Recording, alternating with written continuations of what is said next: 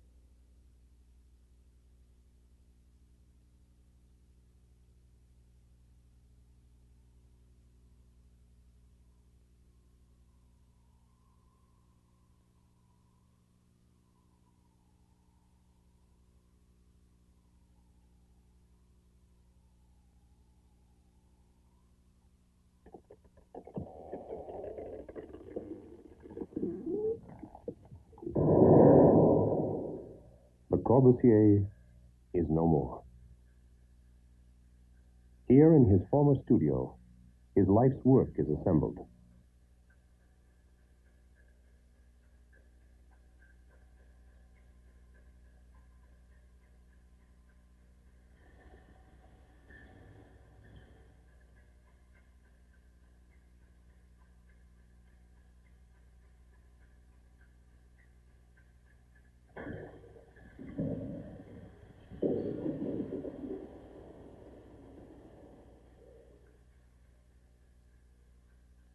He made no concession at the outset of his career and was frustrated during the war years.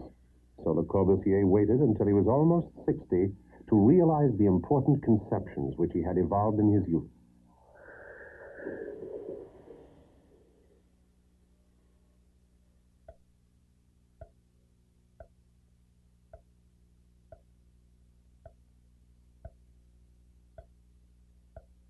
In numerous books and articles, he repeatedly expressed his tastes and beliefs, and he made his point so firmly that up to the moment of his death in 1965, when he was almost 80, Le Corbusier remained the center of heated controversies.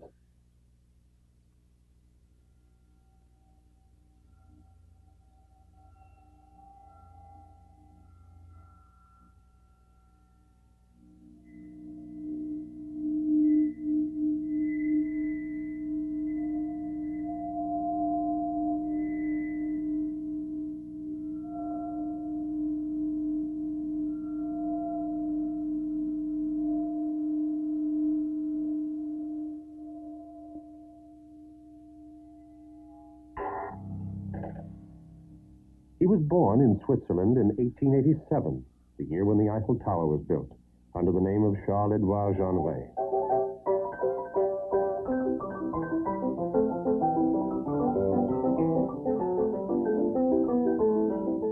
His first experience of art was as decoration.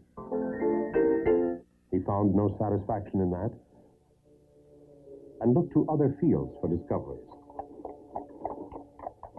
The mosques of Turkey first taught him to understand the molding of interior space. He spent 3 weeks on the Acropolis, studying its proportions. He was never to forget it.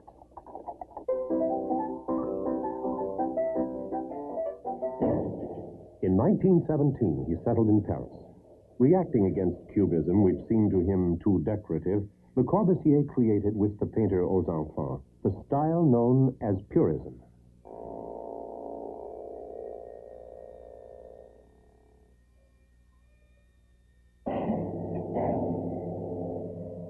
He was fascinated by the researches of those artists and architects who were liberating space.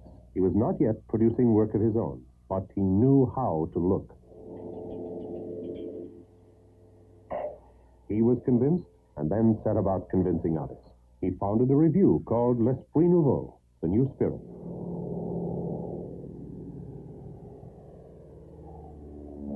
He had found a new enthusiasm. He gave himself a new name, Le Corbusier.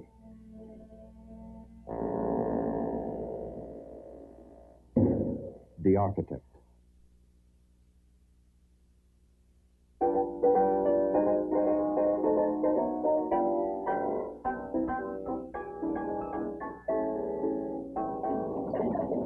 He was fascinated by his own time and its new technical possibilities.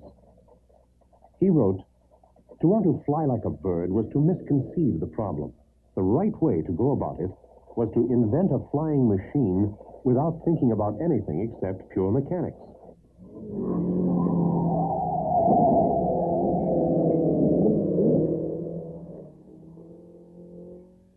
Let's shut our eyes to everything else and face the problem of designing a machine to live in. And he came up with the solution of making buildings out of a series of standardized elements which could be combined in different ways. The basis was a concrete framework. Interior walls, which had no supporting function, could then be placed at will, while doors, windows, closets, all prefabricated, could be equally freely disposed. It was a foretaste of modern production methods. But how were Le Corbusier's ideas received by society? In 1925, despite opposition, he used these methods in building 51 small houses near Bordeaux. But their unfamiliar look caused the occupants to alter them. Le Corbusier's only comment was, "Life is always right."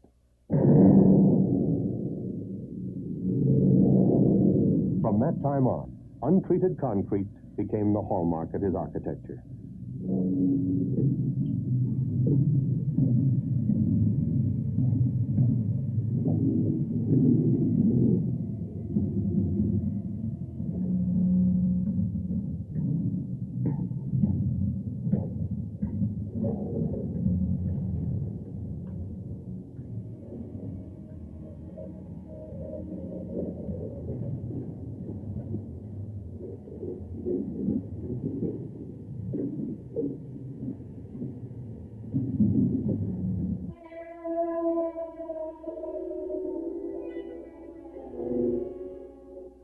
There is no mistaking the overthrow of classical aesthetic principles. But the new plastic language simply grew out of new technical possibilities.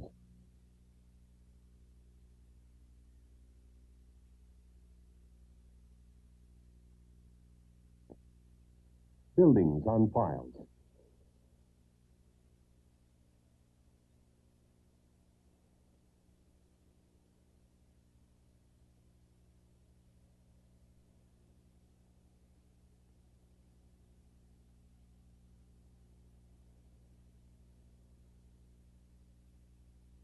Free facades. Swiss Students' Dormitory, Paris University.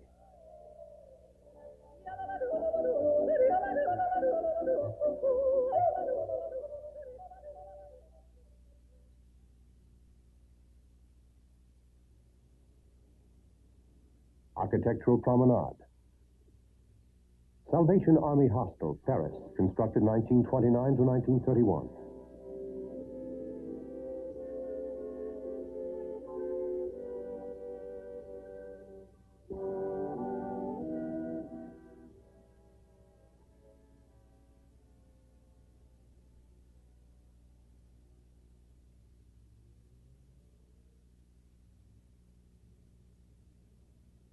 free plan.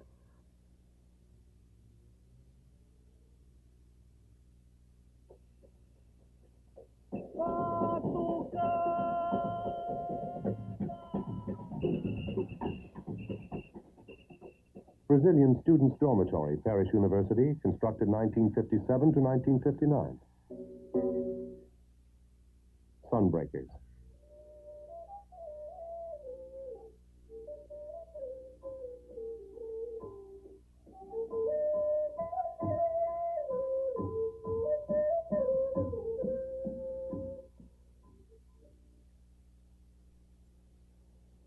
Roof Terrace, Marseille apartment block, constructed 1947 to 1952.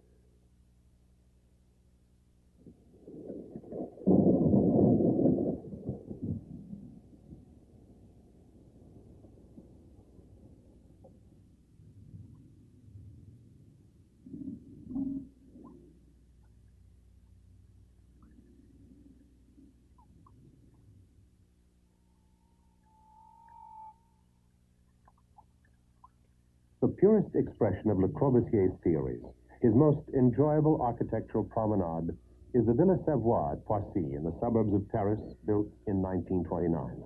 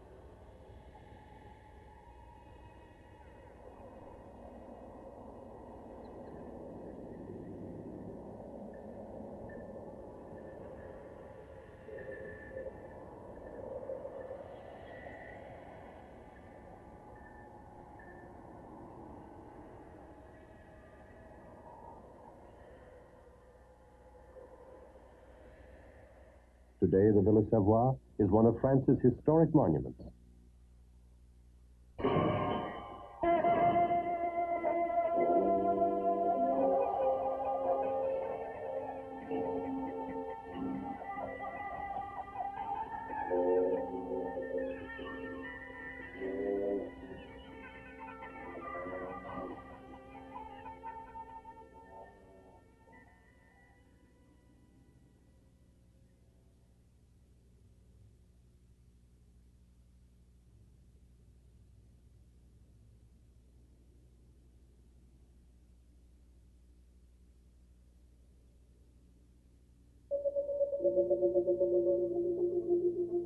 On the other side of the world, in India, and towards the end of his life in 1954, Le Corbusier gave a brilliant illustration of his theory of sunbreakers in the mill owners' building at Ahmedabad, completed in 1956.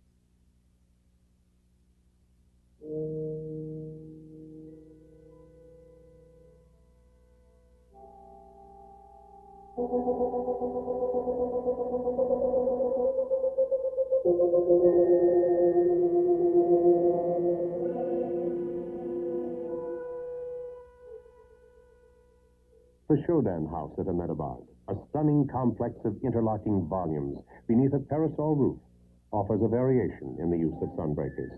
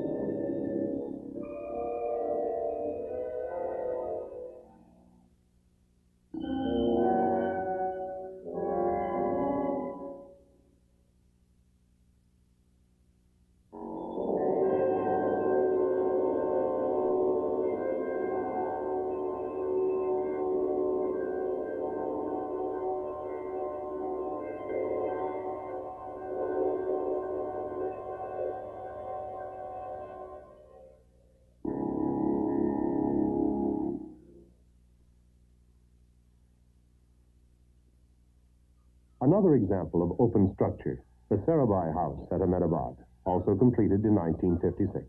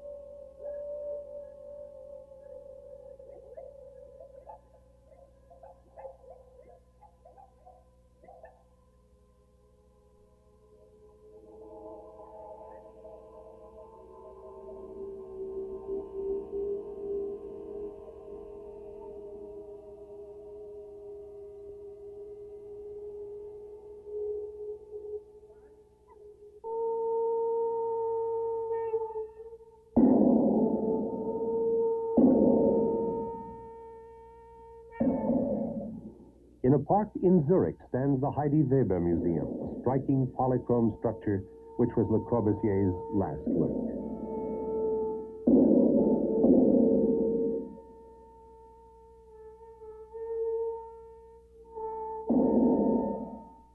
The sociologist.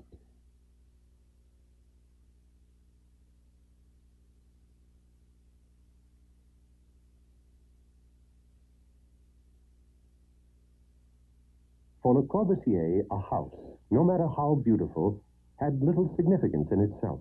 What counted for him was the interrelationship between the dwelling, its use for work, and its possibilities for leisure.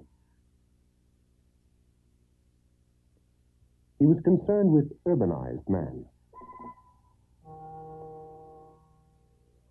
Freedom for the individual. That is to say, space, sunlight, and open green areas for each and all of us.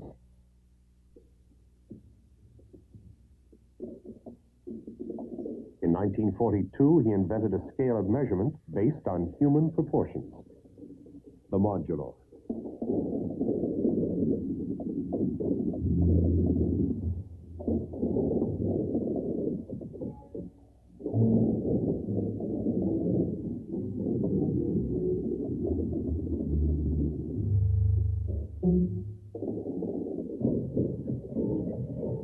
He had previously written, "Primitive man used to measure by the length of his face, his forearm, or his thumb.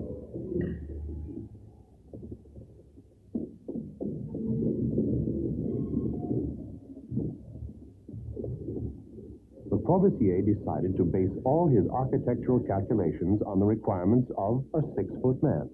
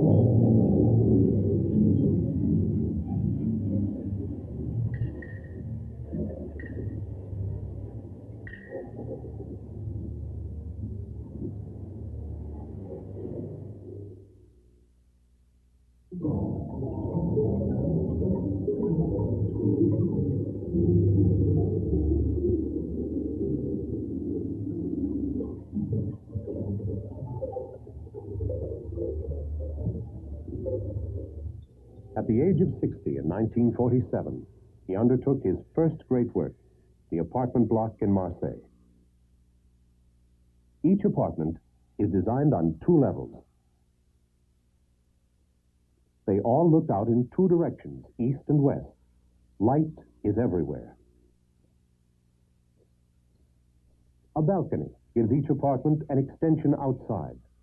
It also gives shade in summer, but lets in light in winter when the sun is on its lowest course.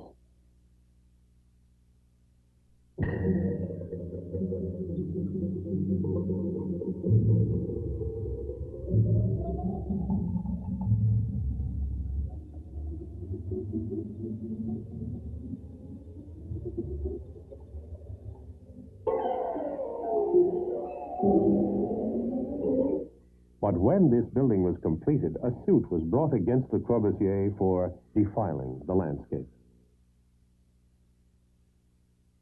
For 5 years, he worked on this great communal housing project, despite the difficulties of the immediate post-war period and despite repeated attacks on him in the press. But this imposing edifice ended by imposing its creator on the world.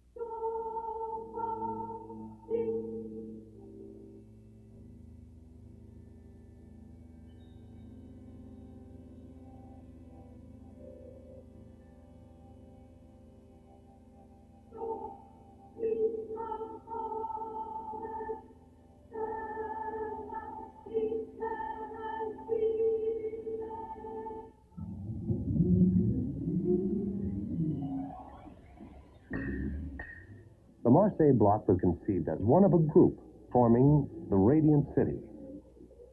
8 such blocks would have been grouped around the civic center in Saint-Dié in eastern France if Le Corbusier's plan for the reconstruction of this war-ravaged town had been carried out.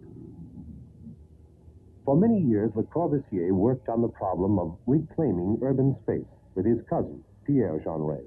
Together, they had founded an architectural studio in the Rue de Sèvres in Paris, where among their succession of international collaborators were Sert, Sakakura, Wojensky, Doshi, also Xenakis, who supervised the building of the monastery of La Tourette near Lyon between 1956 and 1959.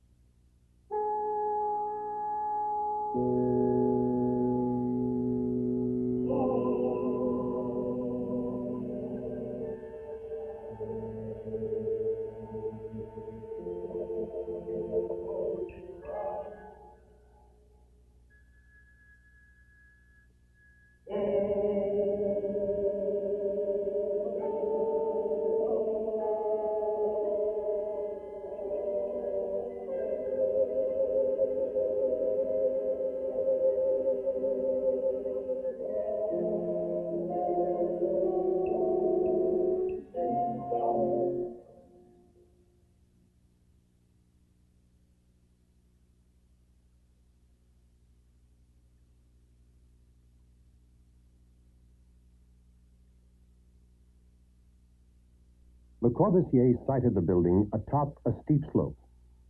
On the left, the windowless block of the chapel. On the right, the monastery block, lit through slanted frames of glass.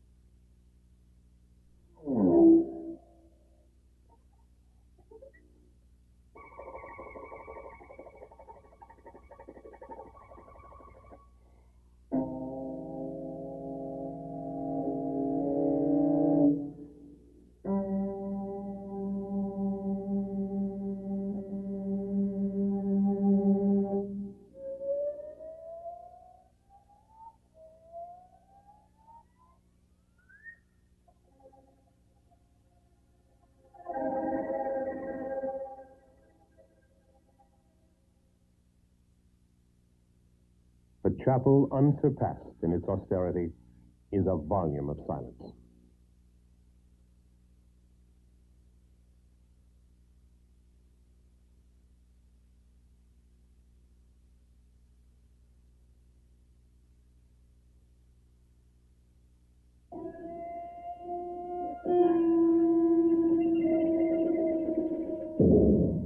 city planner. Ha 80 anni Le Corbusier, il poeta dell'architettura.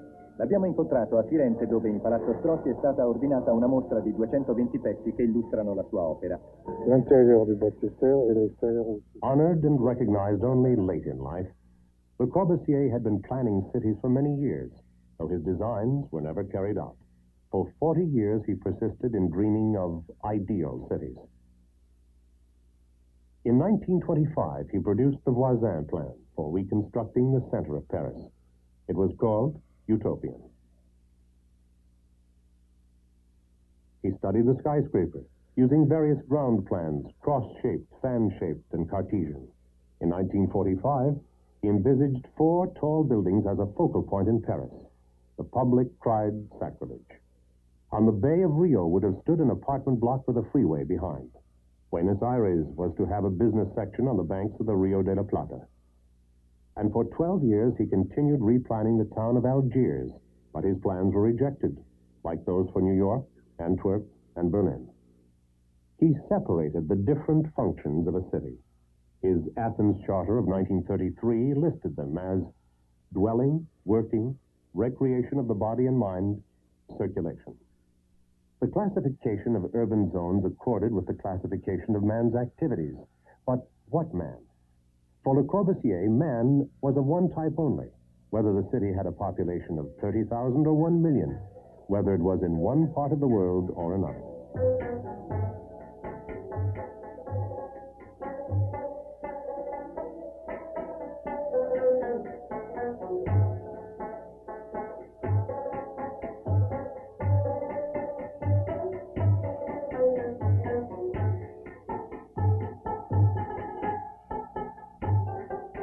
India proved his great chance.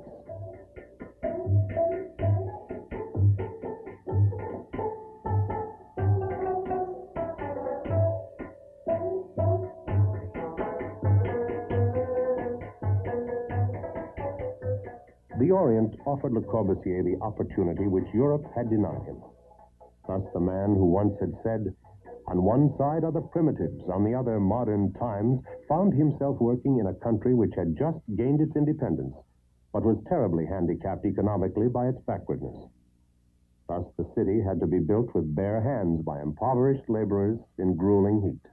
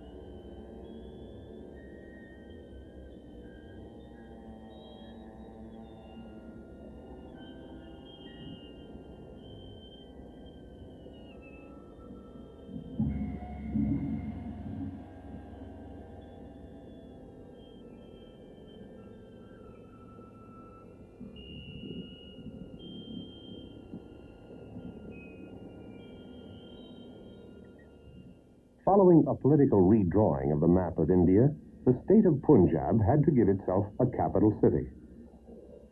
Its administrative center consists of 3 immense buildings on a mile-long stretch at the foot of the Himalayas.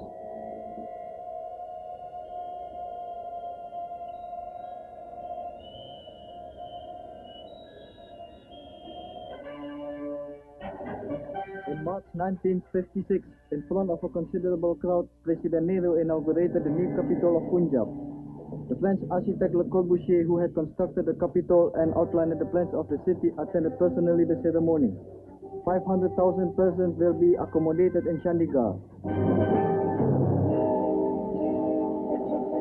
Chandigarh today, horizontal, spreading as far as the eye can see, its plan no longer discernible.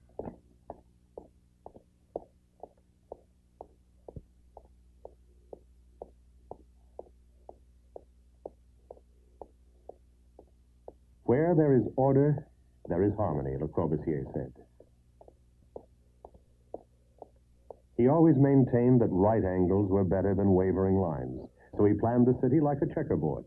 There are 7 main thoroughfares. Roads 1, 2, and 3 take the heavy traffic. Road 4 is for shopping. Roads 5 and 6 are feeders from and to city sections. Road 7 is a parkway. Such is the ambitious plan of this city, which is still free of major traffic problems.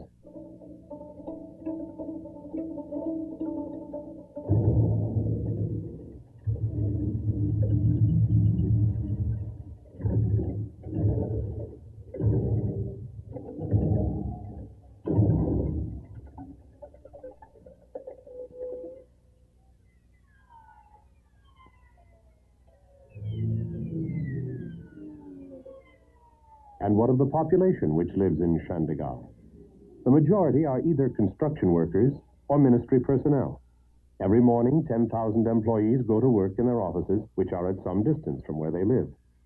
4,000 of them work in the secretariat alone.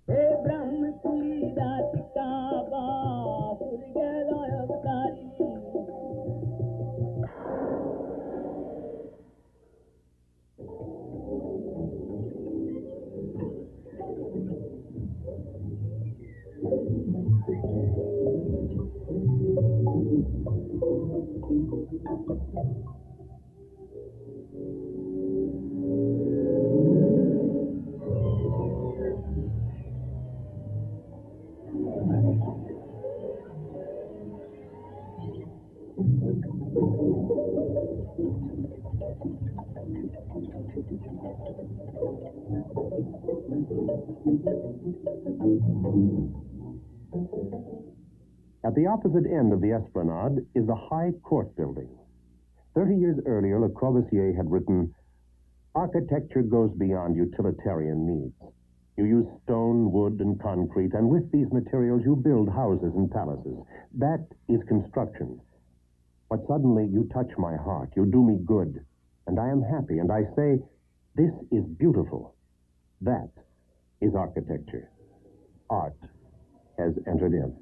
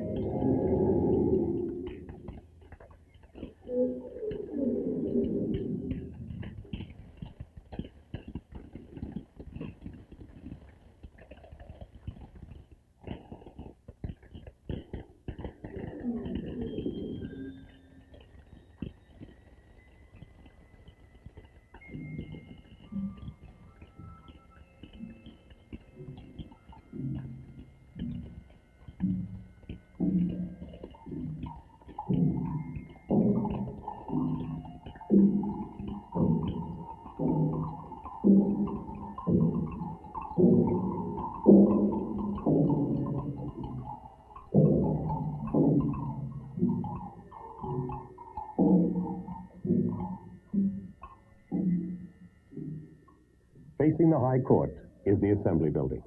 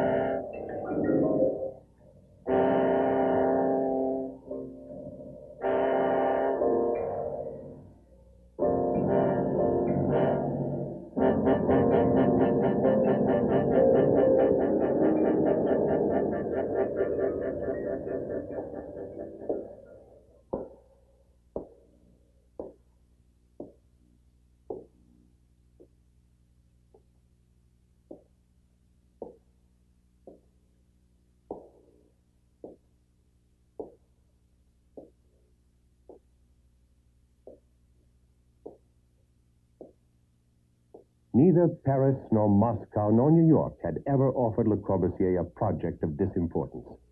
But even 50 years of struggle had not shaken the convictions of this man who said, "Of this I am sure.